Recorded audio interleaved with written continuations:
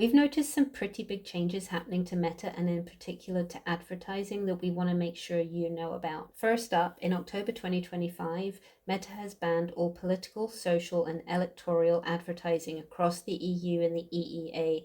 This basically means that any NGO or charity whose work touches on human rights, equality, migration, or climate action will no longer be able to run adverts, even for awareness raising or petitions or policy change, even if your message is non-partisan. The other big change is that in September 2025, Meta has announced it is rolling out an ad-free subscription in the UK. This is already happening in the EU. So for between $2.99 and $3.99 a month, people can pay to no longer see personalized ads in their feeds. This payer consent model is framed as a privacy-friendly move.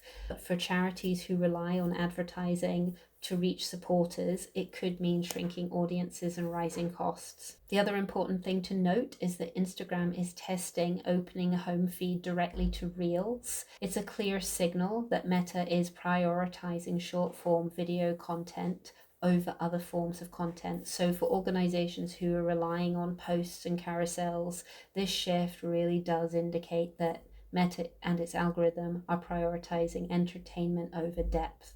So what does this mean for you and your comms team? Well, there's two sides to this story, right? On the one hand, this signals a move towards transparency and tackling the manipulation that does exist on this platform and rebuilding public trust, not least in Facebook and Instagram, but in digital communications, which is something I think we can all get behind. But the reality is this is going to make our jobs a little tougher.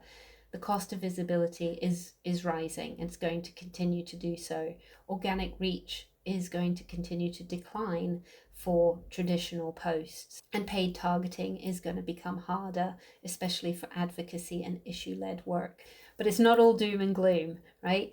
This is a really great moment, especially as we approach the end of 2025, to really consider what social media is for and what role it plays in our digital communications. We would argue that with these changes to advertising and to the way that the algorithms are prioritizing certain types of content, that social media becomes a place for storytelling and transparency and connection. It's about allowing people to get to know you, those who really do want to connect with you, and not necessarily about driving donations or conversions, whatever those might be.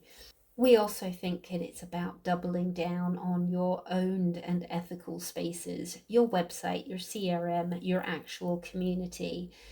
And it's about cross-channel resilience, so using social alongside search and email, not siloing these out. And it also is about looking beyond the click as the sole measurement for success. Let's focus on visibility, influence, and relationships. Because the truth is, we can't outspend the algorithms, but we can outthink them.